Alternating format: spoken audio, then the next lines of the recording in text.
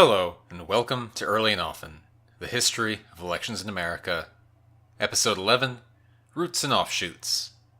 Last time, we looked at the foundation of Massachusetts, the largest and most important colony in New England. Its first decade was marked by both extremely rapid growth and by a struggle over how important elections were going to be in running the colony. On one side, you had Governor John Winthrop and some high-ranking men, who wanted government to be top-down, with officials insulated from popular pressure. On the other side, you had, in particular, the delegates to the General Court, who favored frequent and direct elections for important posts. The delegates mostly won the debate, but power in Massachusetts was still too centralized for some, and its demands for religious orthodoxy were still too rigid for others. Today, we're going to look at the foundation of some of the other smaller colonies in the region. Vermont wouldn't come into existence until the Revolutionary War, so we won't be talking about it, but Maine, New Hampshire, Connecticut, and Rhode Island were all founded in the early 1600s. There were also a few other short-lived colonies, Saybrook and New Haven, which were founded around this time. The stories of these colonies often follow a similar pattern.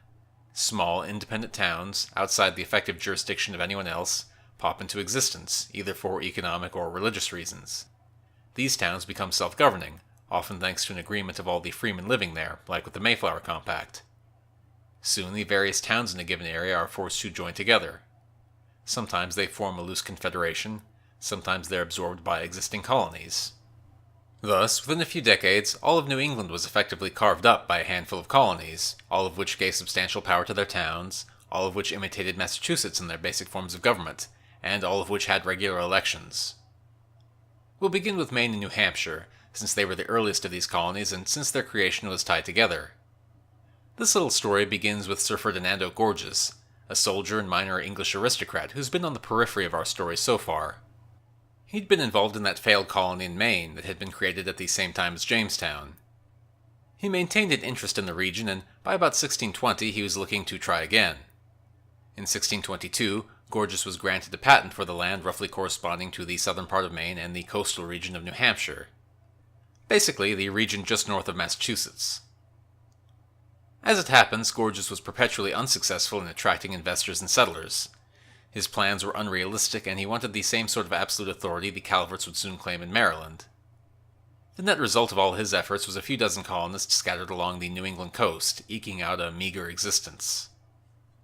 In light of this failure in 1629, he divided his claim with one John Mason, who had been governor of a small settlement on Newfoundland. Mason took the southern portion of the territory and named it New Hampshire.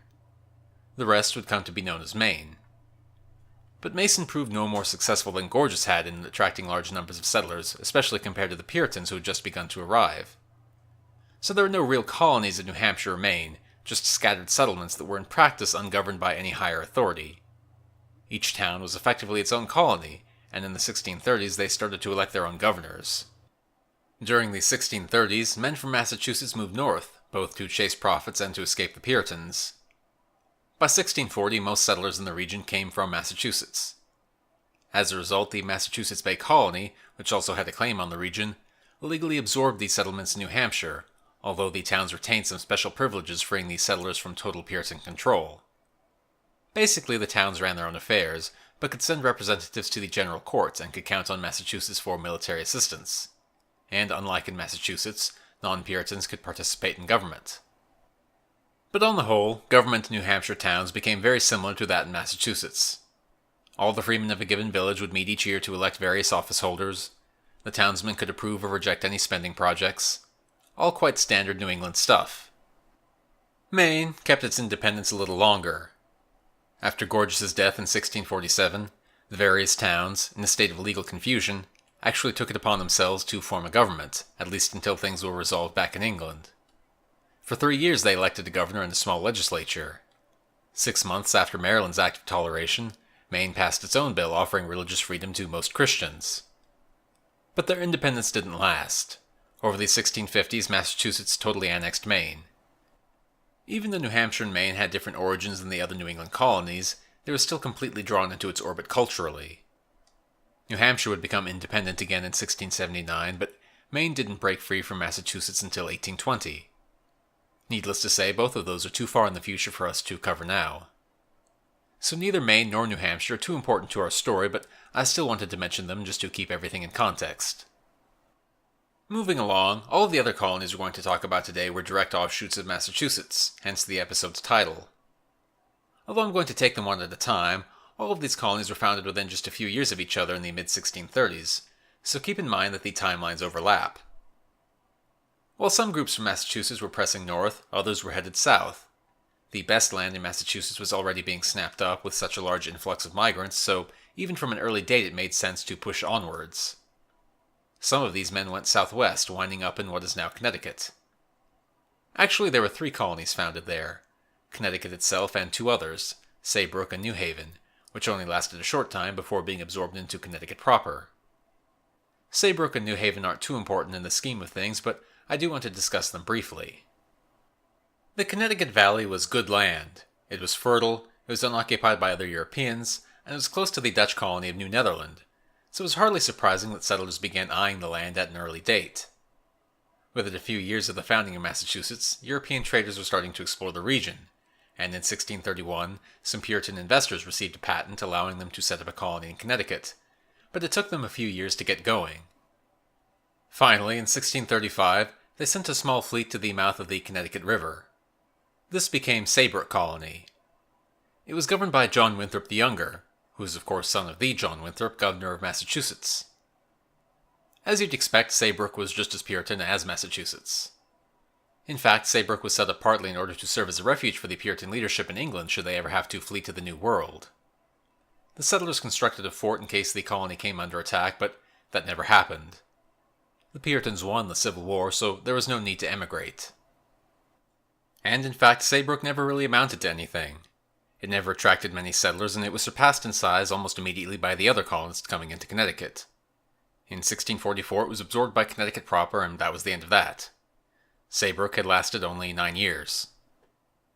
The colony of New Haven lasted a little longer than that. New Haven was founded by a group of Puritan merchants. The bulk of them had left England for Boston in 1636, but they found Massachusetts unsuitable for their needs. They weren't farmers, and Boston's harbor was too crowded for them. So in 1638 they set out down the coast, settling at the mouth of the Quinnipiac River, about 40 miles west of Saybrook. However, they didn't manage to get a charter from England, so their settlement never had a legal right to exist. That didn't stop them from setting up their own government, though. In 1639, the freemen of New Haven got together in a barn and hammered out a constitution. They stuck pretty close to the Massachusetts model. Only freemen who were members of a church were allowed to vote. Unusually, trials by jury were disallowed, mostly because Theophilus Eaton, who served as governor for 2 decades, disliked them.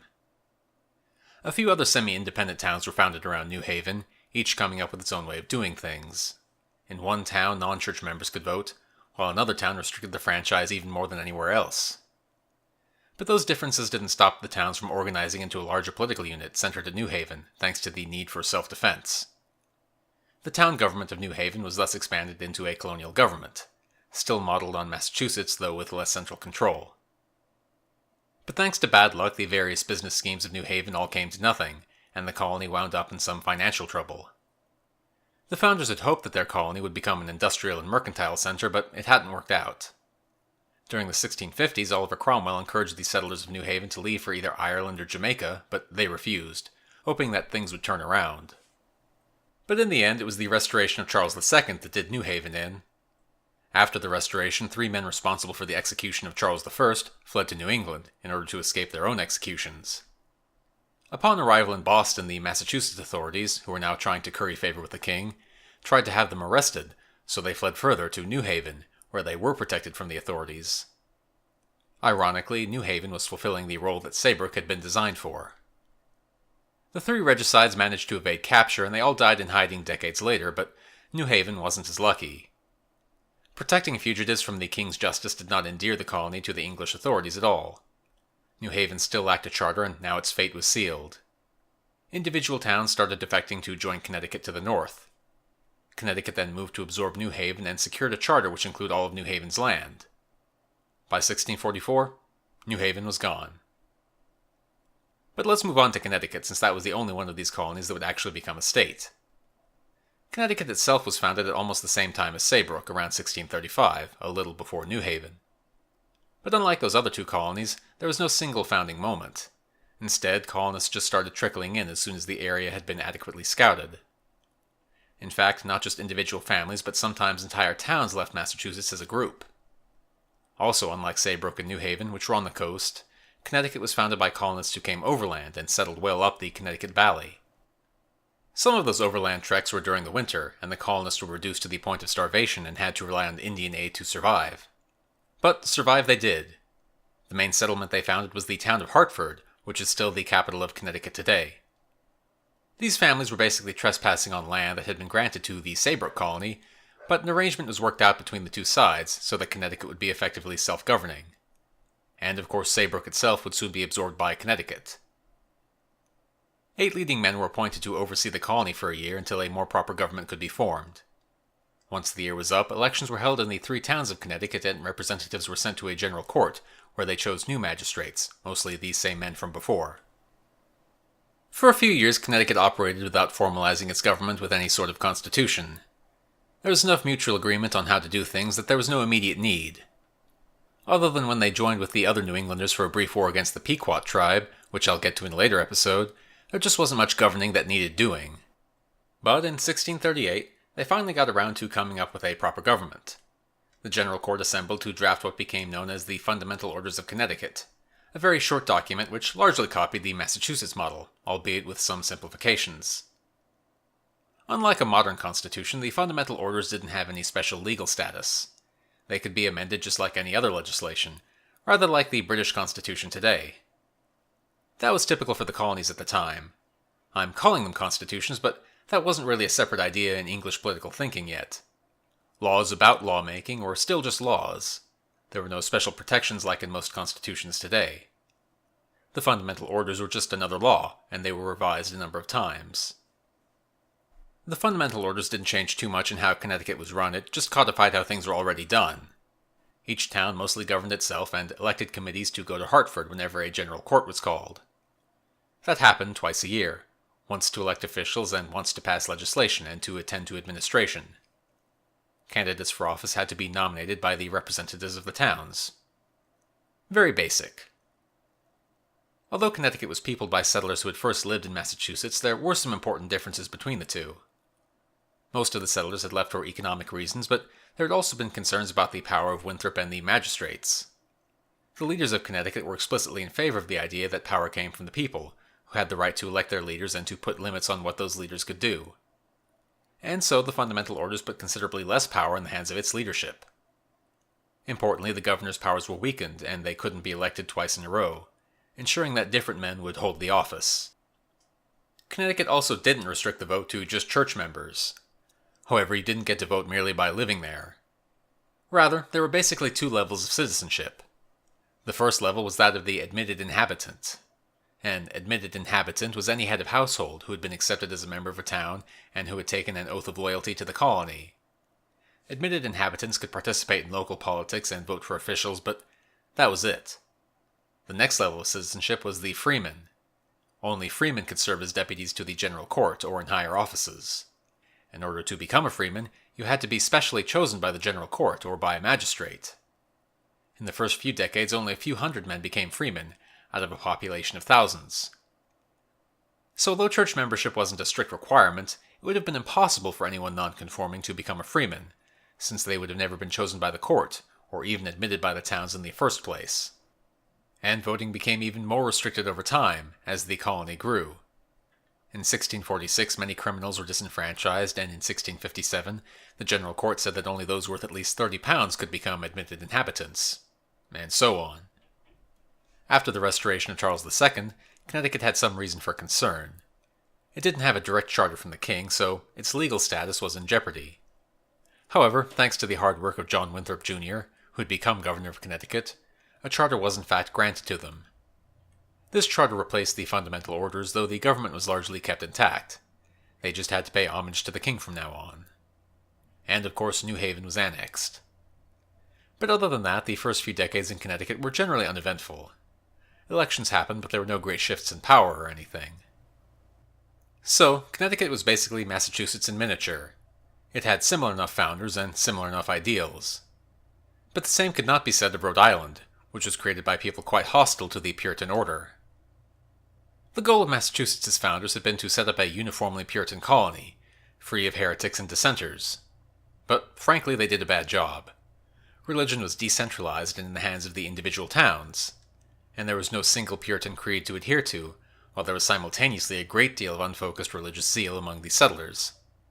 In such a charged and open environment, and with so many opinionated theologians around, it was inevitable that heresies would erupt. Not only were there constant worries about other Christian denominations like the Anabaptists or the Quakers sneaking into New England to undermine things, there were Puritans who went too far, like the guy who declared himself to be free of original sin. So, the authorities got in the habit of kicking everyone they didn't like out of the colony altogether, whether dissidents or just suspected troublemakers. It was thanks to this intolerance that Rhode Island was founded. Enter Roger Williams. Roger Williams was a Puritan minister who came to Massachusetts in 1631 at the age of 28, and he soon became head of the church at Salem. He was from the upper middle class and he'd gone to Cambridge, but he was, in the words of a contemporary, quote, passionate and precipitate. He was a strong-willed nonconformist, entirely unwilling to repress any of his religious beliefs for the sake of getting along with others. Needless to say, it only took Williams a few years to get in trouble with the authorities. Williams stressed the importance of the individual conscience even more so than his fellow Puritans. He wasn't yet a full believer in religious toleration, but he did hold that the government didn't have the right to coercively enforce religious doctrine. He also came to advocate total separation from the Anglican Church, as well as other beliefs that the authorities were bound to find threatening. But when he tried to get his congregation to separate not only from the Church of England but from the other churches in Massachusetts, this proved a step too far. They refused, and he essentially stepped down as minister. Only a few people stuck with him. Even his wife and children kept attending church in his absence. Soon, the authorities ended the matter by banishing him from the colony altogether in 1635, just 4 years after his arrival. He was to be shipped back to England, but he managed to escape and then headed south. He stayed for some months with the Indians and then with a dozen or so white exiles out in the wilderness. But he was within the borders of Plymouth, and the authorities soon forced him to leave again. He now went west along the coast until he found a suitable spot to encamp that was unclaimed by other Europeans. He decided on a location at the head of Narragansett Bay. This was the founding of Providence, Rhode Island. Soon, other exiles from Massachusetts and Plymouth came to Providence, though the town remained small. Of course, at this time there was no such thing as the colony of Rhode Island. It was just an isolated settlement. To create a basic government, Williams drafted a social contract for the settlers. The government was explicitly limited to actions that concerned, quote, only civil things. That is, the government was excluded from regulating religion. Of course, the government was nothing but a meeting of the heads of households every 2 weeks, so there likely wouldn't have been much scope for religious intolerance either way. Perhaps thanks to his experience in Massachusetts, Williams became an early theorist of and advocate for religious toleration. He supported both freedom of conscience and a total separation of church and state. He even went so far as to advocate tolerance for, in his words, quote, Papists and Protestants, Jews and Turks. This was obviously a huge break with Puritan doctrine. But while Providence was being settled, Massachusetts was rocked by an even bigger religious dispute, thanks to another strong-willed individual, Anne Hutchinson. Hutchinson was the daughter of a preacher and had been well educated by the standards of the day for a woman. Hutchinson arrived in the colony with her family in 1634, following the Puritan minister John Cotton. She was 43 and she'd already had 14 children and would have one more in America. She was also a midwife.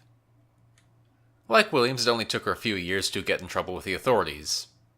She was charismatic and unafraid to speak her mind, even on weighty issues. She soon became one of the leaders of the Antinomian movement. The Antinomians took the Puritan belief in individual conscience even further than Williams, arguing that salvation came about as a result of one's relationship with God, rather than through Calvinist notions of predestination. They also rejected the Puritan notion that outward sobriety and upright behavior indicated that you were saved. Religion was about inner feelings.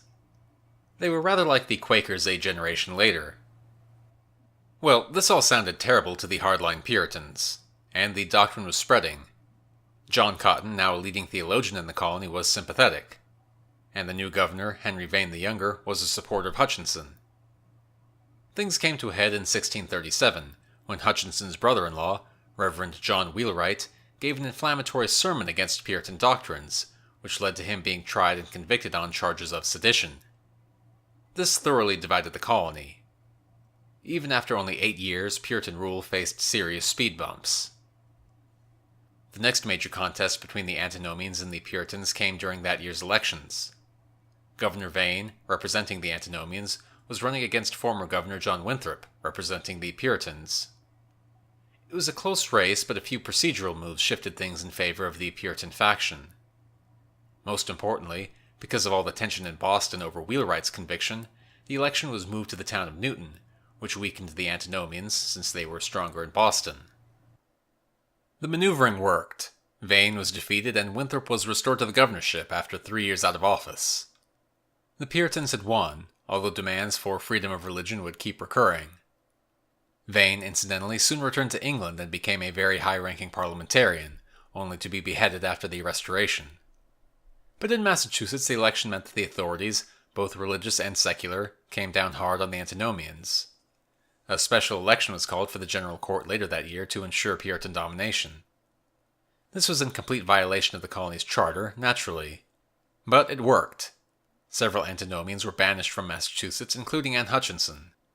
These exiles followed Roger Williams, although they didn't settle in Providence. They instead settled on Aquidneck Island, about 15 miles further south. Aquidneck Island, by the way, is also known as Rhode Island, so that's where the name comes from.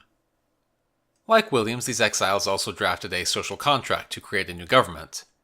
A few years later, in 1641, they drafted a simple constitution, which also protected religious freedom. Not only that, the government was declared to be a, quote, democracy. Really, that's the exact word they used. Not that it was especially more democratic than the other colonies in the region, but the shift is notable. Democracy was usually a dirty word that meant mob rule. Even the people who supported popular government avoided calling it a democracy. The change was due in no small part to the influence of Roger Williams. Since his exile, he had refined his notions of government, coming out very explicitly in favor of the idea that, quote, the sovereign power of all authority is founded in the consent of the people. He held that all government only existed thanks to the will of the citizens, who could abolish their government and erect a new one at any time, should they so wish. But despite their new democracy, the Antinomians soon fell into disagreement among themselves about who should be in charge, and they split into factions living in different towns on opposite sides of the island. And they were unsuccessful in getting a charter from the English government. Yet another community in what would become Rhode Island was founded by a man named Samuel Gorton, who was so inflexible in his beliefs that he managed to get in trouble in Plymouth, in Massachusetts, in Anne Hutchinson's settlement, and in Roger Williams' settlement before finally founding his own little community. Like the other Rhode Island founders, he was a religious and political dissident. He believed in toleration and denied that the colonial governments could violate their own charters the way that Massachusetts did. He called the magistrates, quote, great asses, and another man, quote, a saucy boy and a jackanapes. Sounds like a fun guy, at least relative to the Puritans. But as you can see, Rhode Island in the early 1640s did not exist. There were simply a handful of separate communities, often feuding with each other. They at least had religious toleration in common. But in the face of encroachment by Plymouth and Massachusetts, both of whom were hostile, the towns at least kinda sorta managed to band together somewhat. In 1643, Roger Williams sailed to England, which was then in the beginning of the Civil War, and managed to obtain from Parliament permission to unify the towns of Rhode Island into a single government.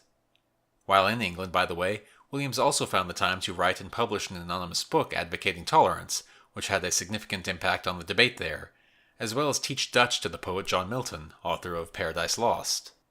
In 1647, the towns of Rhode Island were formally united. It took a few years for the system to be totally worked out, so I'll just skip to the end of the process. The constitution they created was extremely open and democratic. In fact, Rhode Island was explicitly called, quote, democratical, that is to say, a government held by the free and voluntary consent of all, or the greater part of the free inhabitants. The president and a few other officials were to be elected annually, as in Massachusetts. Unlike in Massachusetts, where a candidate had to receive a majority of the votes to win, in Rhode Island a plurality was sufficient, like in most elections in America today. There was a unicameral assembly, with 6 men elected by the landowners from each town. I'm pretty sure that a high percentage of men would have been landowners in such a small colony. Unpopular laws could be repealed by a popular vote. After a given law was passed, it was sent to the various towns to be read aloud. If within 10 days, or later within 20 days, a majority of freemen sent in their names objecting to the law, then the law was overturned. For a time, some laws could also be passed by what was more or less a referendum, but that ability was later dropped. It had taken over a decade, but finally, the towns of Rhode Island had become the colony of Rhode Island. However, Hutchinson herself did not live to see it. Thanks to further political disagreements, she had moved again in 1642, further south to the Dutch colony of New Netherland. But the next year, while she was setting up a new village, she and much of her family were killed and scalped in a massacre by local Native Americans. The Puritans, who were inclined to see everything as a sign of God's will, of course interpreted the killings as a just punishment for her denial of the true faith. But Rhode Island carried on without her, being ruled by a succession of governors including William's. It kept up its reputation. According to one Dutch official in New Netherland, Rhode Island was, quote, "where all kind of rabble lives, and which is nothing but the latrine of New England. All the bandits of New England retire thither." When the Restoration happened, the charter that Parliament had given Rhode Island was reaffirmed by the king, who liked its practice of toleration. England itself hadn't become tolerant in the wake of the Civil War, but the idea had begun percolating through English society. So, after the Restoration, 4 colonies remained in New England: Plymouth, Massachusetts, Rhode Island, and Connecticut. Saybrook and New Haven were gone forever, and New Hampshire and Maine wouldn't reemerge for a while. What about Plymouth? What was happening there while these offshoot colonies were being formed? Well, the creation of the Massachusetts Bay Colony meant that the Pilgrims' period of influence in the region was largely at an end. Massachusetts was just too big. In fact, within a decade, there were more Puritans in Massachusetts than there were Native Americans in all of New England. Thankfully, though, the two groups got along well enough. Apparently, whatever differences they had seemed minor enough compared to the shared challenge of colonizing a foreign land. So the two sides were cooperative overall. For instance, after Roger Williams was expelled from Massachusetts, it didn't take long for him to get expelled from Plymouth as well. And the Plymouth government soon began to copy how things were done in Massachusetts. In the 1620s, the only elected officials were the governor and his assistants. But that proved insufficient as the colony grew. By the late 1630s, Plymouth had its own general court, which included the governor and his assistants, plus representatives from the various small towns that had been founded in the colony. The freemen were also given the right to reject legislation whenever they met to elect officials, in a sort of direct democratic referendum. As with the other New England colonies, power clearly ultimately lay with the people, at least in principle. So, within just a few years, Plymouth was totally within the orbit of Massachusetts, and Puritans would soon start settling within Plymouth themselves. Plymouth residents would go on to study at Harvard, and so on. Massachusetts' cultural conquest of New England was complete. It was hardly a total conquest. We've seen how Rhode Island especially was founded in opposition to Puritan rule. But even in their rebellion, they copied an awful lot from Massachusetts. The basic forms of culture and of government were the same everywhere, even if the ideals of each colony differed considerably. Most importantly for us, annual elections and town meetings became the basis of political authority. Next episode, we'll talk about those town meetings in greater detail, and see how they developed from English precedents into something quite unique, and how they changed under the pressure of a growing and shifting population. So join me next time on Early and Often, the history of elections in America. If you like the podcast, please rate it on iTunes. You can also keep track of Early and Often on Twitter at EarlyOftenPod, or read transcripts of every episode at the blog at earlyandoftenpodcast.wordpress.com. Thanks for listening.